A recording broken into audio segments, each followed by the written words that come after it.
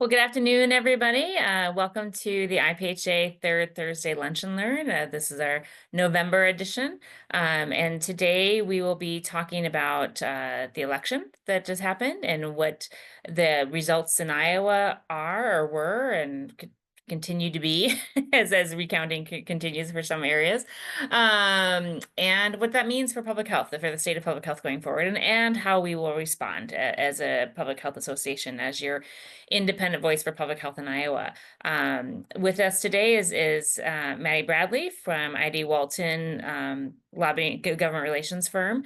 They are our contract lobbyists. But before we get into that, I just want to remind you that these lunch and learns that happen every month from September through June are brought to you by IPHA's Education Committee. We're happy to do that.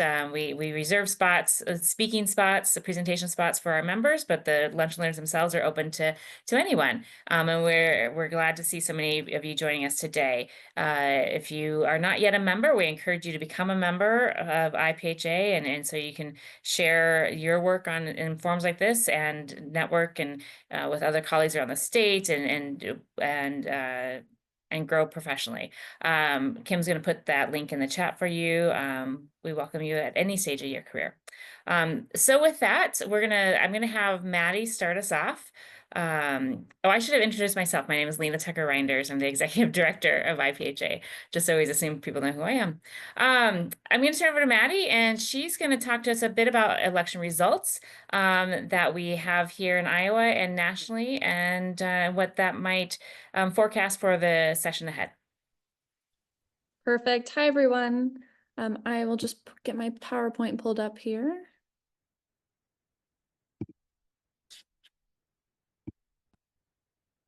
Can everyone see my slides?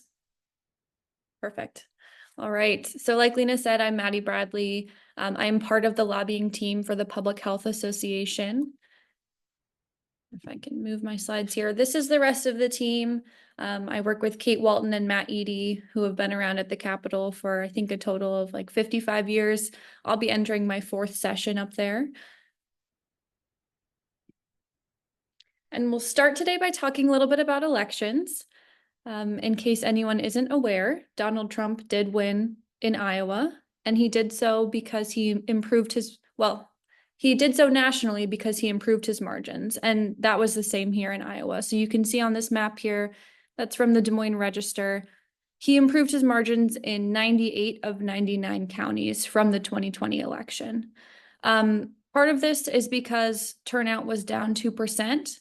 That's around 60,000 people in the state of Iowa. And looking at the numbers so far, it looks like a majority of that was Democrats staying home. I've been asked a couple of times about this county down at the bottom of the state, Page County. I have no idea why they turned more Democratic. I think it was an anomaly, potentially a turnout issue down there. Also, feel free to jump in with questions throughout the presentation. And just like at the presidential level, these margins kind of continued downward throughout the state. So each of our 4 House congressional members did retain their seats. The closest race there was between Marionette Miller Meeks and Christina Bohannon at 50.1%. There are about 800 votes that separate these two. Christina Bohannon did call for a recount of this race. However, and I'll get to that in another slide, but it's very, very unlikely that that would lead to a different result. But you can see here, Ashley Hinson, Zach Nunn, and Randy Feenstra all did retain their seats. And fun fact, they were all former legislators in the Iowa legislature, along with Chuck Grassley and Joni Ernst, which is not super common across all other states. So in the Iowa House, the Republicans did increase their majority from 64 to 67. They now have a supermajority in the House. They already had a supermajority in the Senate, and these are the largest margins that we've seen since 1970 in the Iowa legislature. So they did this because they flipped a few seats. Representative Sue Cahill out of Marshalltown, Representative Molly Buck out of Ankeny, and Representative Chuck Eisenhart out of Dubuque all went from Democrat to Republican seats. Additionally, there were 2 others two other retirement seats. Representative Luana Stoltenberg, who was a Republican, retired, and a Democrat filled that seat. And Democrat Sharon Steckman retired, and a Republican filled that seat. So hence why there was only a three-seat change over in the House. And then in the Senate, the Republicans did end up picking up one more seat, going from 34 to 35 Republicans in the Senate. Like I said, they already had a supermajority, so they've just extended their supermajority. And they did this by flipping two seats, Nate Bolton in Des Moines. This race has also gone to a recount, but again, unlikely that it will change the outcome of the race. Senator Eric Giddens from Cedar Falls. And then the only Republican incumbent to lose their election across the state was Senator Brad Zahn out of Urbandale, who did lose to incoming Senator Matt Blake. So like I said, there are a few recounts that are going on as we speak. Marionette Miller Meeks versus Christina Bohannon, again, 800 votes, super unlikely for this to change. I believe in 2022, there was a recount when there was a separation of about 45 votes that then brought it down to 6. So very unlikely for this to move a lot. There is a recount going on with Sarah Trone Garriott versus Mark Hansen, up by 24 votes. And then, like we talked about, Nate Bolton with 44 votes, and an additional recount, Monica Kurth with 45 votes.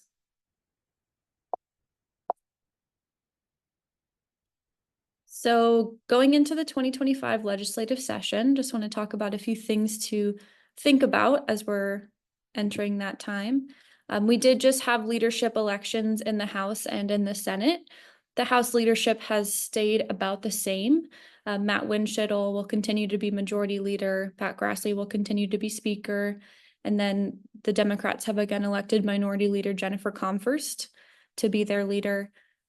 One thing I'll just mention about leadership, when you have such strong majorities, now super majorities, a lot of power moves towards leadership. Sometimes when you have less strong majorities, it can be more member dependent, but leadership will really continue to play a big and even bigger role this year in the session priorities. And then in the Senate, some of you may be aware that Jack Whitver, who has been the majority leader for a while now in the Senate, was recently diagnosed with a brain tumor. There was some question about whether he would retain his role as Senate Majority Leader, but they have elected to have him remain in the role. And Amy Sinclair, again, will be the Senate President. Pam Yocum is currently the Minority Leader for the Senate Democrats. She has retired, so she will no longer be able to serve as the Minority Leader, but they have not yet decided on who will be the next leader. And the election is scheduled from rumor to be November 22nd, but I'm not sure when they'll actually hold that. And then we do have a couple new leaders in the Senate. Ken Rosenboom is going to be the president pro tempore. That role used to be filled by Senator Brad Zahn, who I mentioned lost his re-election seat. And then Mike Clemish will be the majority whip. So just to put things kind of in perspective when we're thinking about session next year, obviously there are kind of three entities. You have the governor's office, you have the Senate, which is a supermajority, and the House, which is now a supermajority Republican. We just like to mention this because it's easy to think that when everything is a trifecta and held by Republicans, that there will be agreement, and that is not the case. There is certainly Republican on Republican fighting, just as you'd imagine there's Republican on Democrat fighting. There's always some sort of fighting that happens up at the Capitol. So certainly it's not everyone getting along. It's not easy to push through priorities, even when there are such high majorities. And I also have a clip from I believe a Politico article, maybe last year, saying the governor's the queen of Iowa, that she dominates the state.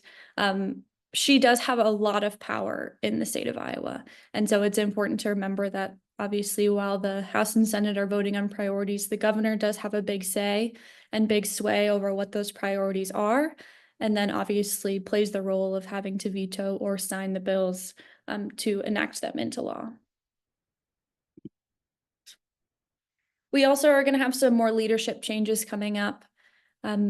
You may be aware that the former Lieutenant Governor Adam Gregg did resign a couple of months ago. The governor indicated that she would wait to appoint a new lieutenant governor until after the election. Obviously, we are after the election. We still have not heard anything yet. We expect that she will probably wait as close to session as possible before she will appoint the new lieutenant governor. There are a variety of rumors as to who it will be, but nothing substantial at this time.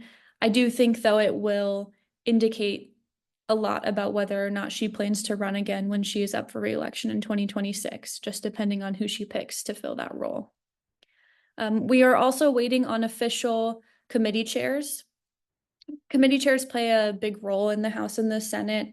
There's a lot of deference that goes to the chairs about which bills will or will not be able to run through certain committees, so they can really kind of set the tone of the committee and how session will go.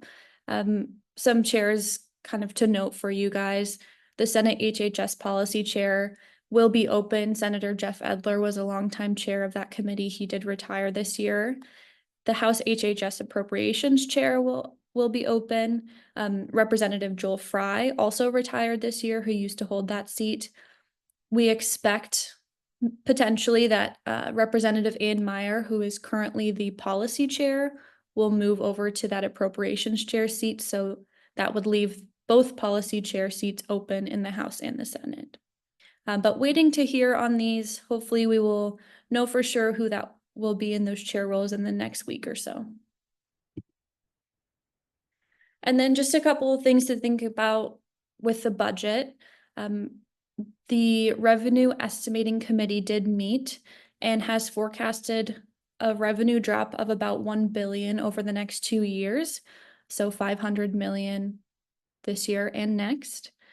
This is coupled with a $218 million shortfall in the Medicaid budget this year. Much of this was expected.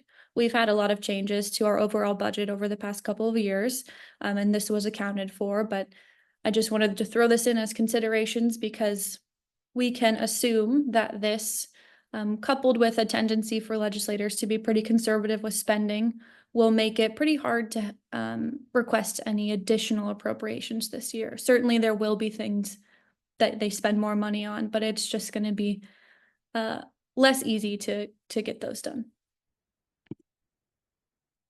And then just a little bit about what's next. Like I said, the House and Senate will come in and caucus and pick those committee chairs.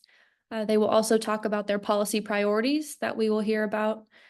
So that will be kind of a nice outline to see what to expect for the session. The first day of session is January 13th. And then the condition of the state will be the next day, which is where the governor will outline her priorities. This will be really important to hear about what she wants to focus on. In Iowa, we have 2 funnel weeks, which are basically just criteria you have to meet for a bill to remain viable for the rest of session. If it doesn't meet this criteria, we call it dead for the session. So in order to remain alive, a bill has to pass through a subcommittee and a committee for the first funnel. And then for the second funnel, it has to pass all the way out of one chamber and through a subcommittee and committee in the other chamber. And then we have the 110th day of session on May 2nd. I will jump for joy if we are out of there by May 2nd. This rarely happens. This is the day that the legislators lose their per diem, but it is typically not the day that session actually ends. I think I've talked to Kate and Matt, who I work with, and they've only encountered one session where it's ended prior to this date. And the longest session, I think, went till June 30th. So many days after, knocking on wood that it doesn't go that far. But that is what we are expecting for this next year. Thanks, Maddie. That's a great recap. Before I get into my slides, do we have any questions for Maddie about the makeup of Iowa's legislature or other results we saw?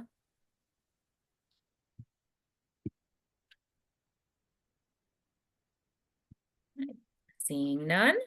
Let me get my slides going here.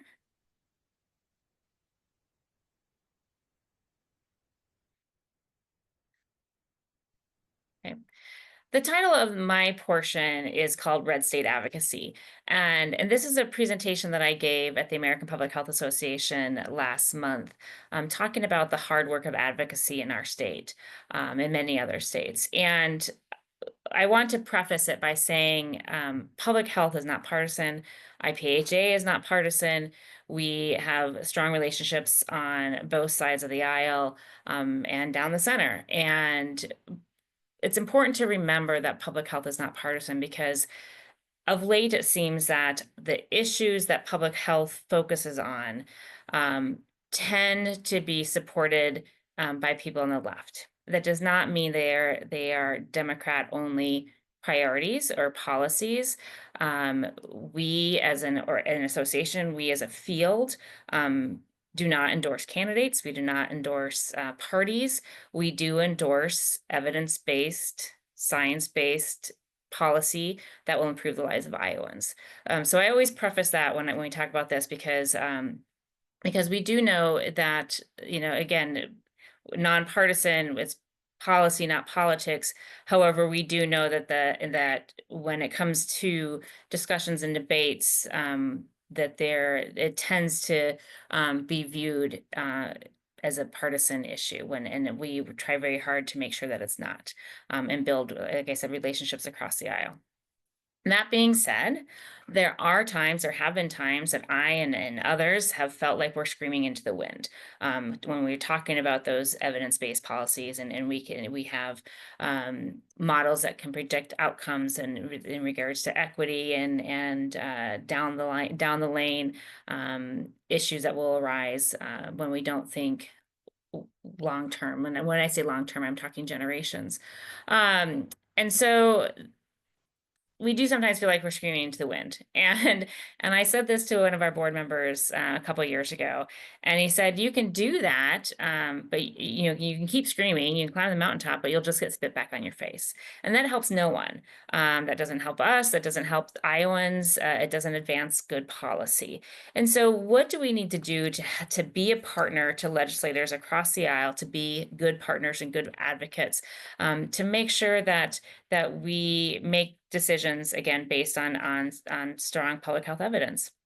And because we can't expect everybody in the legislature or many people in the legislature to have public health expertise in their back pocket, because that's not their field. It's not where they've been trained. And it's our job to come forth and to be the partner, to be the thought partner, and be the trusted resource that people can call and say, "Hey, Lina, I'm looking at this vaccine bill, and I'm trying to, I'm not sure about this. What can you tell me about it?" And when you build those relationships, then you're not speaking into the wind. You're not getting spit back on your face. You are helping to advance policy. So what do we do to avoid the spit? First of all, we have to acknowledge it's hard. This is hard work that all of us do. It's hard for advocates. It's hard for lobbyists. It's hard for legislators too. So acknowledge that it's hard and choose your priorities wisely. And I'll get to further slides on each of these as we go along. As I've mentioned several times already, build relationships, build relationships, build relationships. I like to say that, yes, it's important for you to know who somebody is, for you to know your legislator. But I would argue that it's even more important for them to know you, and for them to know that you are a trusted resource, that you are a constituent that cares. But you're the one who has to knock on the door first. And so build that relationship based on trust. Find common ground from which we can talk about policy, and that will help us to stop closing doors. Too often, because we assume issues are partisan driven, and not policy differences, we shut doors before we've even tried to open them. We have to redefine and celebrate what our wins are, and we have to keep nudging. So all this together, it's about balancing your passion for your issue with the pragmatism of the day. As Maddie said, we do have a legislative trifecta here in Iowa, and I'll just add this slide because we are not alone. This is again why I was asked to give this presentation for American Public Health Association, because there's a lot of states that are looking to Iowa because we do this quite well, and we work hard at it, and as do all of you. And so there's a lot of people that are feeling that they're facing the same uphill policy battles. So what is Iowa's legislative landscape in terms of policy? This is what we've seen in the last several years and what we are expecting to see coming up in the future.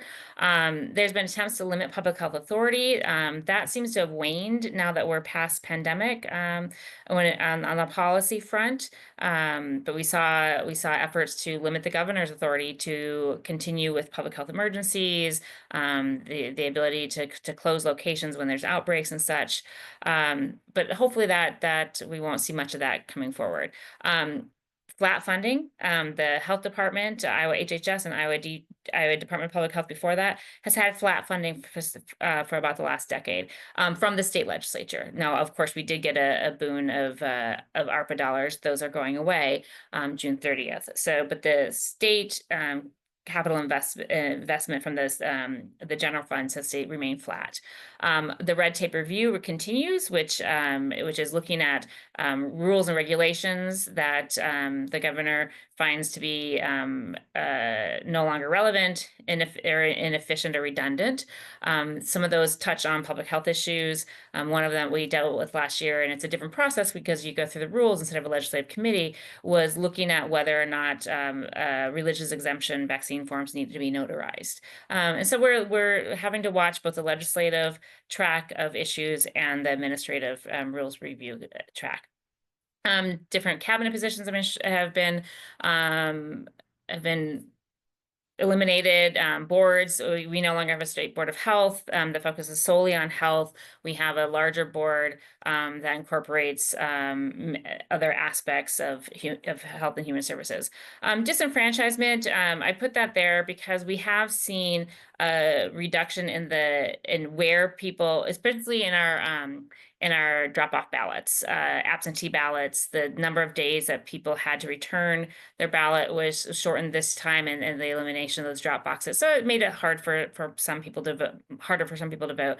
Iowa traditionally does have very high voter turnout, but we have to acknowledge that there have been some challenges for some people too. The biggest issue that we deal with and that we expect to deal with coming forward are issues that can be tagged medical freedom or parents' rights. And this is looking at vaccines, at some of the books in school libraries, DEI issues, SRH, sexual and reproductive health, and LGBTQ rights. These are the things that we've seen in the past that we predict coming forward. And when we talk about rights and freedoms, it's the balance act, right? We know that yes, there are individual rights, but when those individual rights butt up against the health and safety and security of the population, that's when those discussions need to be had about the appropriateness of a policy. Okay. So prioritize. We all know here in public health that we say public health touches everything. What's not public health, right? There's truth to that. And then there's a reality of what we can do capacity-wise and what we can advocate on and what we can support and what we can actively lobby for or against. So at IPHA, just like every other organization, we have to prioritize my time, Maddie's time, the political and social capital that we've been earning over the last several years to make sure that our voice is used when it matters and we can see a result. And so there's issues that we have to say no to. There's issues that we maybe will sign a sign-on letter in support of, but that's about the extent of our activity. And then there's issues that we will champion. So for example, if there's a natural leader in another space, we're not going to step in and say, we're taking over this. But in somewhere where there isn't another natural leader, that's our zone, that's our lane. So public health authority, we took a lead role in that, and we'll continue to do so. Immunizations, we've taken a lead role particularly through the Iowa Immunizes Coalition, which is a coalition supported by IPHA. And now, whereas the coalition doesn't lobby, they do a lot of the education on vaccine issues, and then it's IPHA that lobbies on behalf of those positions. So that's where we are focusing on our energy, and that's where you'll see us focus our energy. Now, there'll be other issues that we declare on, yes or no, or maybe undecided, and it's important for us to provide a public health lens, and we try to do that as much as we can when it seems that would help the situation. But by and large, we won't, the issues that we truly champion and push forward will be the areas where there's nobody else in that public health space. Now, our policy agenda has been approved by our board, and it will be announced at our December 5th legislative forum, and everybody is welcome to register for that meeting that day. Believe this is it's at least our 19th year of doing this legislative forum. It's very well attended, and it's a great opportunity for people to network with other colleagues and other organizations, other advocates in the morning. And then in the afternoon, we have two panels. We have a state agency panel, and this year we will be joined by Rob Cruz of Iowa HHS, Larry Johnson with Dial, and Zach Allison from Homeland Security to talk about what their priorities are within the administration, what their role within the administration is, and how they intersect with public health. And then the second panel we have to close out the day is a legislative panel, and that's always a great one to talk with legislators, to hear ideas both from that are meaningful and personal to them and their party. So this year we'll be joined by Senator Klamesh and Senator Trongariot from the Senate and Representative Seacrest from the House, and we have a couple of invitations out for that last House seat. So it's very important to us that we represent both chambers and both parties at these forums and present opportunities for you all to engage as well. So again, that's coming up December 5th. I think Kim has put the link in the chat. Let's see. So one way I talk about relationships, and the way that we have done that during the off session, and we will continue to do that, and in every other year cycle, is meet with candidates while they're running. We know that if we want decisions made that will benefit public health, people need to know about public health. We call this kind of our public health 101, and it's important to do this when people are running for office as a first-time candidate or as an incumbent, because it's a great time to just have that conversation without the pressure of lobbying, really just to talk about what is public health, what do we mean when we say health equity, how does this impact your community, and what are your resources for you in your community. This idea to have these candidate forums actually came from an interaction we had with a legislator several years ago after we sent out a survey. Lots of organizations do surveys, do kind of temperature surveys of legislators, and kind of the whole report card-ish thing. And we sent that out, and Representative Bergen, who is a House Republican from Northeast Iowa, called me up. Again, because we have that relationship, called me up and said, Lina, I know what you're trying to do, and I know that you have good intentions, but don't do it like this. People get nervous. They wonder what the gotcha question is going to be. And this isn't the best way to get in front of people and build those relationships. So we thought, and what we're going to do, and this is what we came up with. So I traveled the state and met with candidates and and invited our local public health departments to host those meetings and join in on those conversations. And it's been a great opportunity for us. I think between the 2 years, 2022 and 2024, you can see how many we've hosted there. We've probably spoken with over 70 candidates, many of whom are now in the legislature. So it's a great first step to building those relationships. Again, we just knock on the door. Okay. So again, for building those relationships and making sure they're maintained, and when we start talking about policy, I said before, our candidate forums are about Public Health 101, but when we get to the point of policy, we need to start at a point that we can all agree on, because no matter what the issue is, there is most likely a point we can agree on. It's the root of that policy discussion and decision. So this is an example that came from a vaccine debate about vaccine policy. And where I started my argument or my testimony at that time was it was an agreement that we all fiercely want to protect children. We differ on how we think is the best way to do that, but we agree that we all fiercely want to protect our children. And so when we can find that common ground, and I can acknowledge the driving force of somebody who I would otherwise see as my opponent, it helps to build that trust and open the doors to conversation, because I can agree that you have the same aim I do. We differ on our paths, but we have the same ultimate aim. And then when we go on, it's about framing our message. This slide here is a adaptation of moral foundations theory, which is a whole message framing concept. And what this is meant, I'm not expecting you to memorize it, but what this is a reminder of is that different values drive different people and how they make their decision. And people place different value scores on those values, like what's more important and less important among those values. And what the research has shown is that people who identify liberal and make more liberal based decisions really prioritize care and liberty and fairness. And then the other value spectrums are kind of to a lesser degree, not as important. On the other hand, people who identify conservative and make conservative-based decisions kind of view all these value continuums equally. And so the lesson here is that if we are speaking from our own value base, and you are on the left, coming from a liberal value base, and you are only talking about the care and of the human, that's not the right word, but this relieving suffering, or the fairness article or issue of the topic, and ignoring some of the other values that people that you're speaking to hold dear, then you're only speaking to them for a third of the issue, a third of the conversation, for example. And likewise, if you are on the conservative side and you're talking to somebody that's more on the liberal side, and you're talking about the government, shrinking of government or subversion, or but it's loyalty and whatnot, those aren't speaking to what is driving the people that are more on the liberal side, they're talking about the care versus harm, liberty versus oppression side. So again, this is a theoretical model.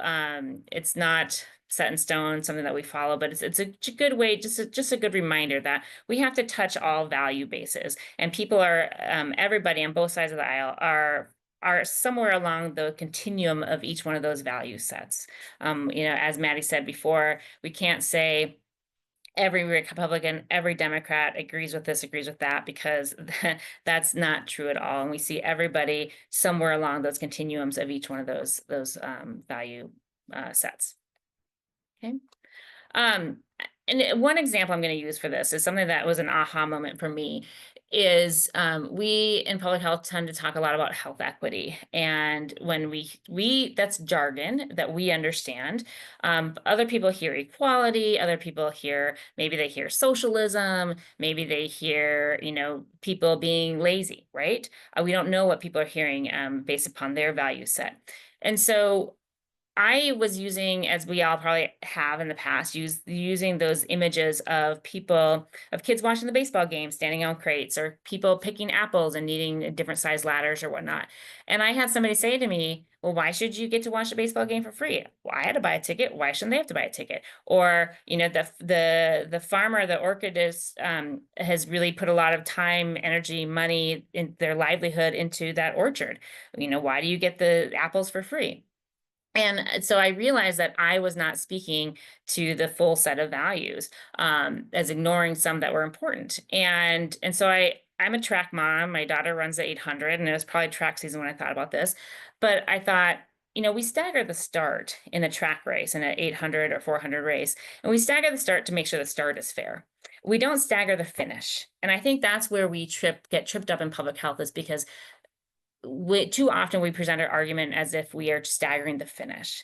But really, health equity is not about staggering the finish. Somebody's going to come in first, somebody's going to come in last. And that's life. But when we stagger the start, we give everybody a fair chance to reach their fullest potential. And, but everybody still has to run or roll their way around the track twice for an 800. They have to do that with their own ability, their own power, their own kind of pull yourself by the bootstraps ish, right? But if we make sure that everybody has a fair start, then everybody has a fair chance, a fair opportunity to reach their potential. And so when I use this as an illustration, instead of picking the apples or watching the baseball game, I get a lot more head nods and aha and agreement from this model than I did the others. And in fact, it was one of the candidate forums that I think the very first one we did, there was a candidate who didn't believe in didn't like the argument of health equity. And he said to me afterwards, he said he liked this definition, this example, and if I would have used the other ones, he would have left. And so, we just have to be careful with what's our jargon and what other people are hearing and what we're saying. And finally, there's lots of opportunities. There's going to be lots of policies that you don't like. There'll be lots that you support. But we have to look at them in parts as well as the whole. And so sometimes making something less bad, fixing one part of a policy that you don't like overall, but maybe one part of it that's still a win. The example I use here is with our SNAP. There's a bill a couple sessions ago to apply an asset limit to SNAP testing, or asset testing to SNAP benefits. I'll get the words out. And the very first version of that bill had an asset test at $1,500. And we knew that is not going to turn the SNAP, that's not going to help keep SNAP the poverty reduction tool that we want it to be, that we all want it to be. We all want opportunities for people to break the cycle of poverty, and we know that there needs to be on-ramps and off-ramps for that. And so $1,500 was a cliff and not a off ramp. And so we talked with legislators, we spoke with legislators, we explained that to them, and acknowledged that acknowledge our goal of reducing poverty and creating poverty reduction tools. And by talking through it, by the end, the policy that was eventually passed and signed into law had a $15,000 asset test limit. So 1,500 to 15,000. There were still people that overall didn't like the bill because some other components of it, but that section of the bill, that asset test, was made a lot better for a lot of people, and that's an important win that we have to celebrate. So inclusion, and finally, I think just keep this in mind as you go about your advocacy work, especially as you go into session, that when we can't be policy changers, we have to be conversation nudgers. That's our role. That's our obligation to public health and to Iowans, is to keep nudging those conversations forward and building those relationships so we can have those meaningful discussions and productive discussions. So. And with that, I think we'll open up to questions and comments. And both Maddie and I are here. We we intentionally put a lot more time than we usually do at the end, because we anticipate a lot of questions and discussions happening here. So the floor is yours. If you want to put comments in the chat, Kim can help us monitor that and make sure there's what's there. I will, full transparency, I forgot my reading glasses today, so if you see me doing this, so I might need someone to read the question for me.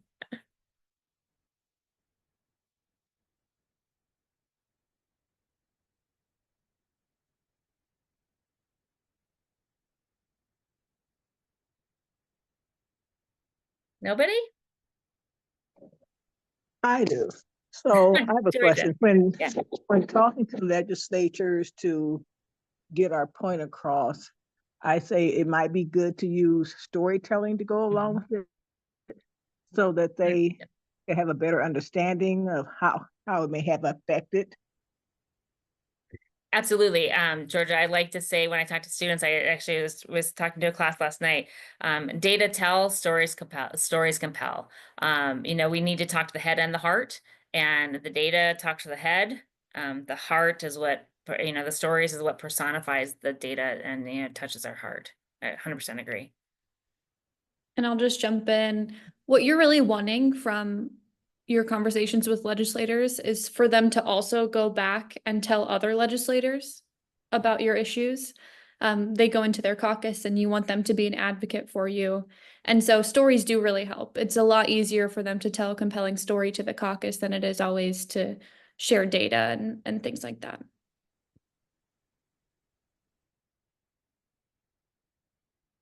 And I think that's where your grassroots comes in as well.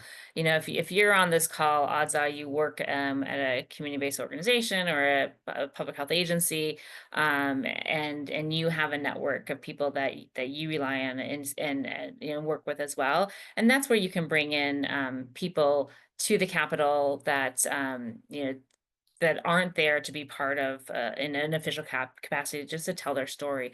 I think that's where our grassroots comes in to share that the how these policies meaningfully affect them.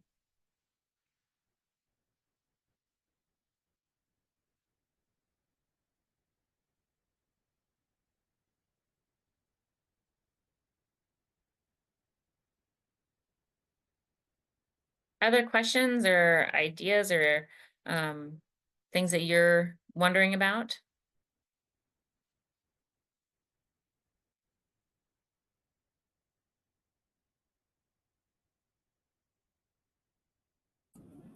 How would you frame your health equity example in terms of like reimbursement for services or things like that? Because that's where I see a lot of that comeback is, oh, why do they get money after the fact when somebody else had to pay it out of pocket? Mhm. Are you talking about for like Medicaid reimbursement Sure, and just in such? general. Yeah. I've just heard that argument a lot in terms of a lot of public services. So Oh, sure. Like, you know, I had to pay, so why don't or like loan forgiveness and whatnot. sure. You know, I always go back to a quote. I grew up in Minnesota, so Senator Paul Wellstone was prominent in my early political life, and he had a quote that said, "We all do better when we all do better."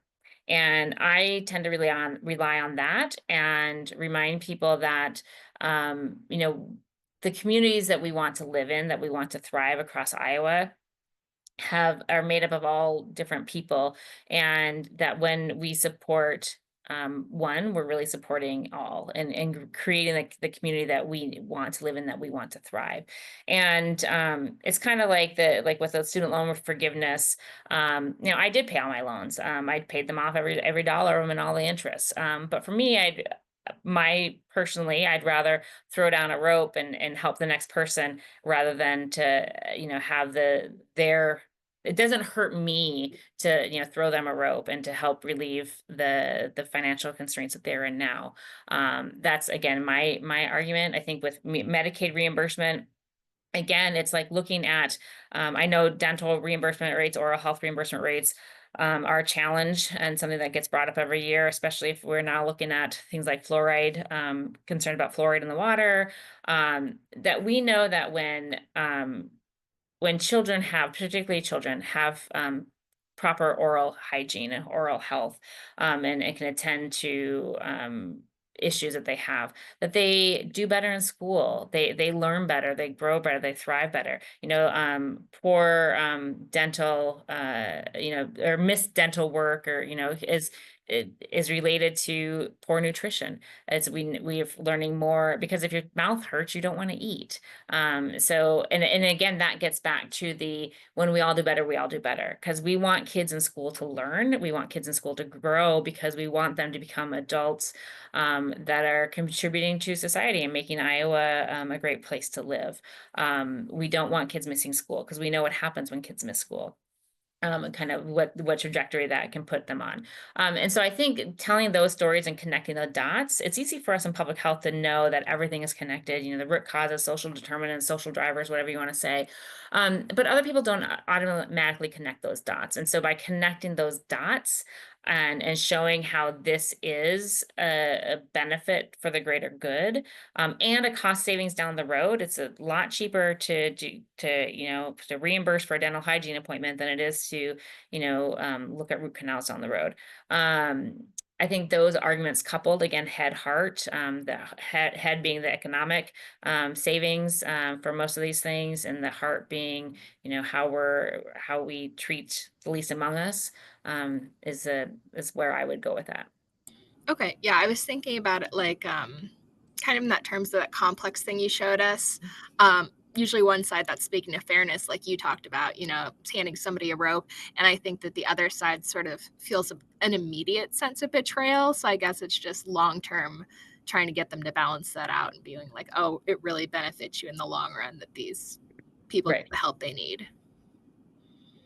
So, Lina, I just sent you a chat, but a question. But here's my question: has anything been said about public charge and immigrants applying for Medicaid and food stamps?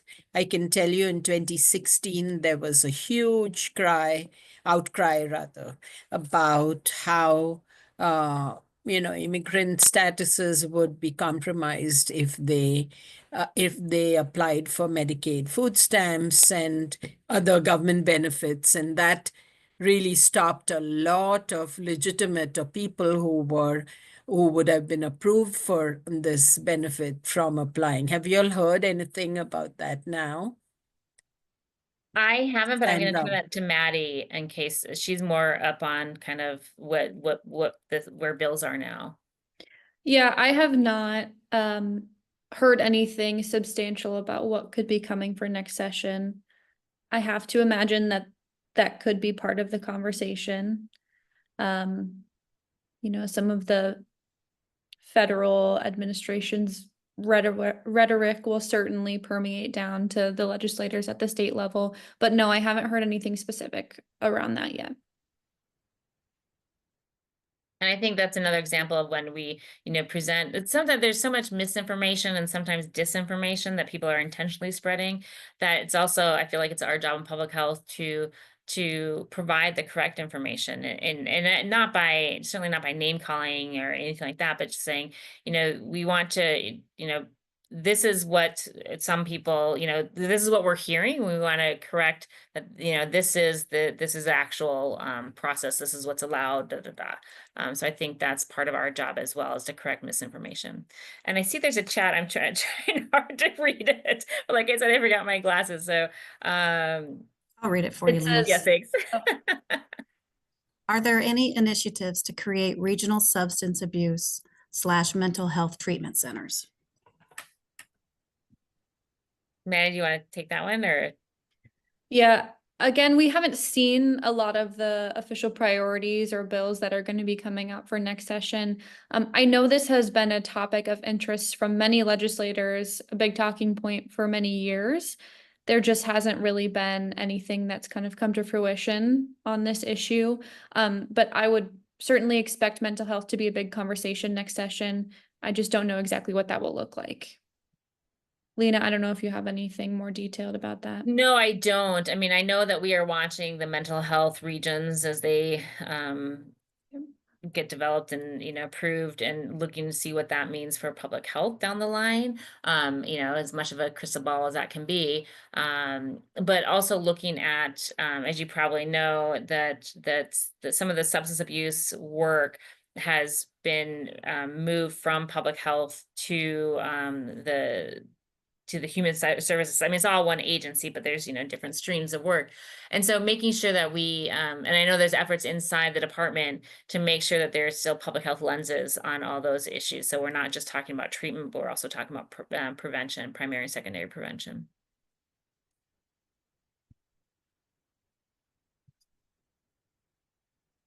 These are all the sorts of questions and conversations that we'll again be having on December 5th.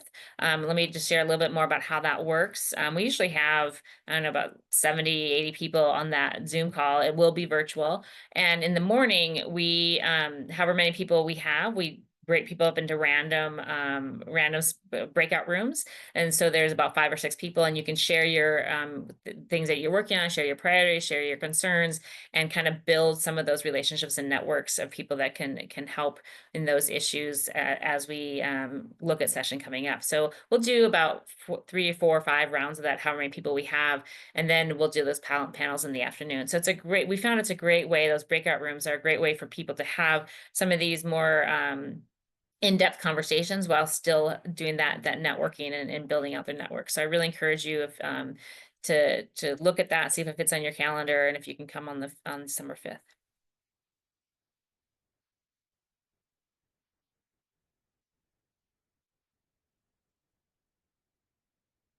Thanks, Kim. She just put in there. Oh, that's a long one. Lina, I had a question. Yeah. I'm curious, how you plan to. Sorry, I wanted to chat because my baby is here. Oh.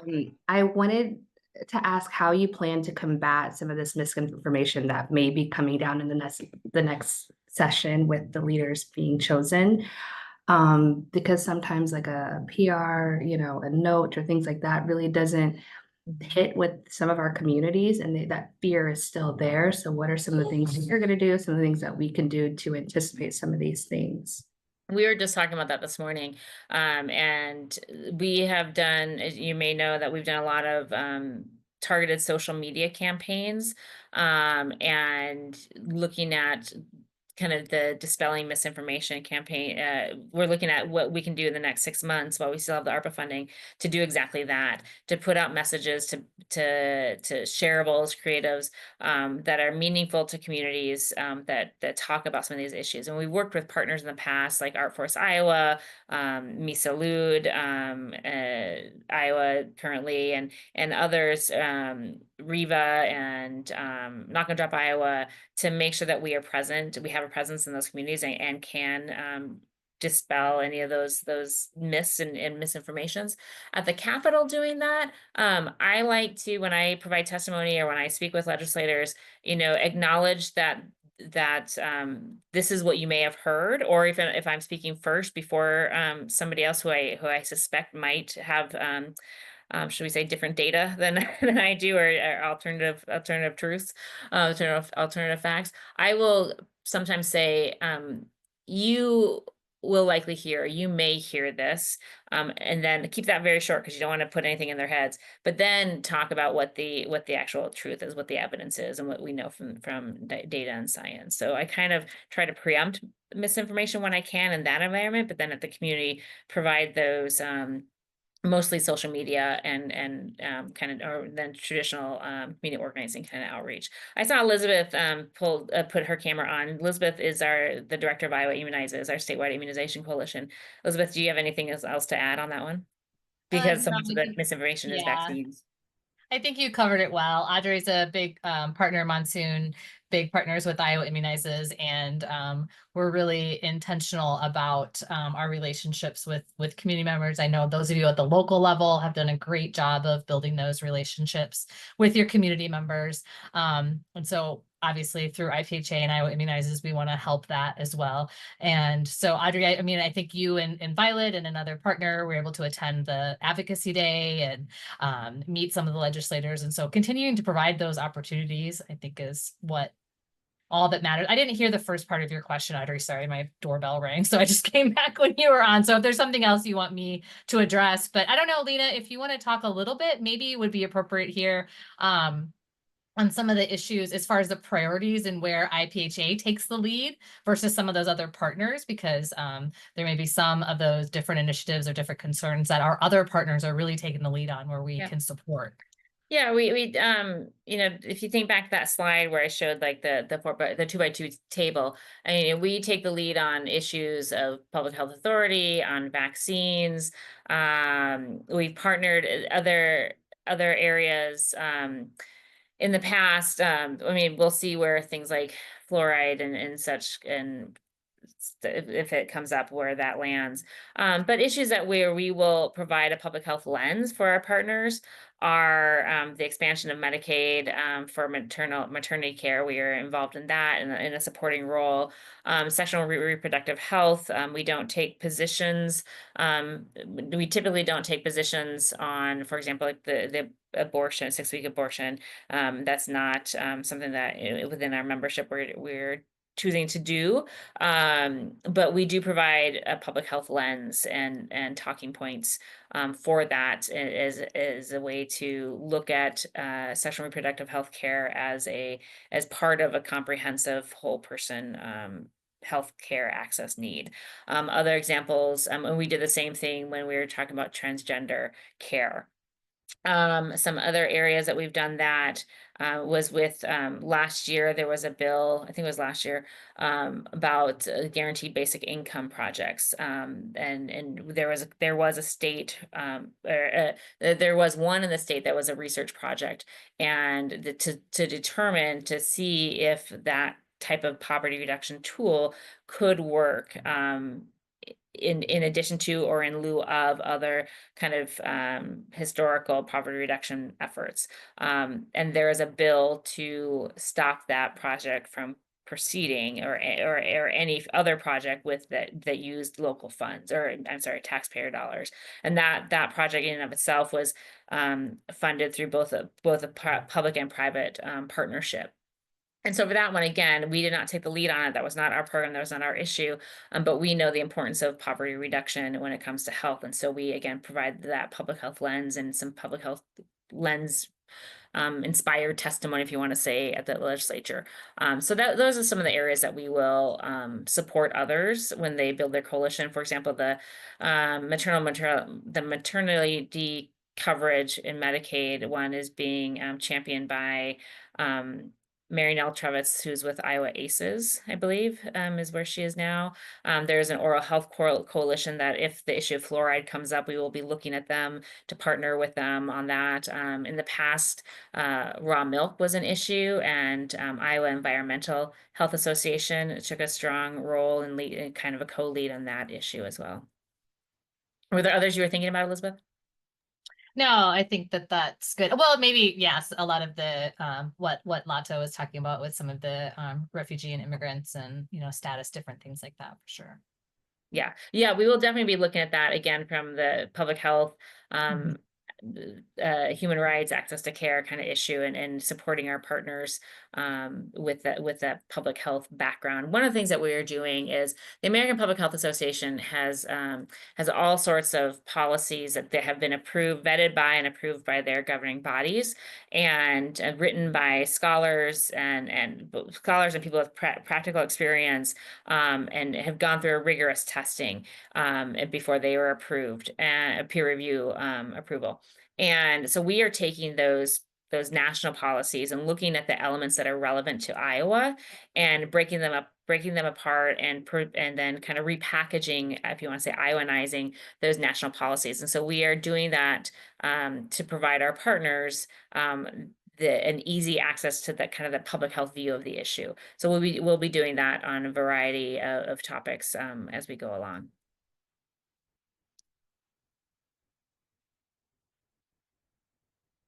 Great. Well, with that, it's brought us to the hour. So I really appreciate all of you staying with us and listening to this and engaging as partners as we go forward. I'm always here, an email away. If you have questions, I can consult with Maddie too on that, Elizabeth with the vaccines. We encourage you to reach out. We encourage you to partner with us. If you're not yet a member of Iowa Public Health Association, we really encourage you to join. That's how we are able to do this work. All of our lobbying work, none of it is supported by membership dollars, because we know some of our members our membership dues are paid by county and state funds, and so we choose not to use those dollars for our lobbying.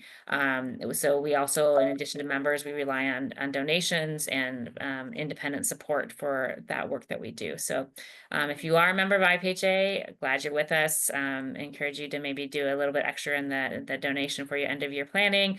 And if you're not yet a member of IPHA, please join us, especially as we look ahead to our 100th year. Next year is our 100th anniversary. Thank you all.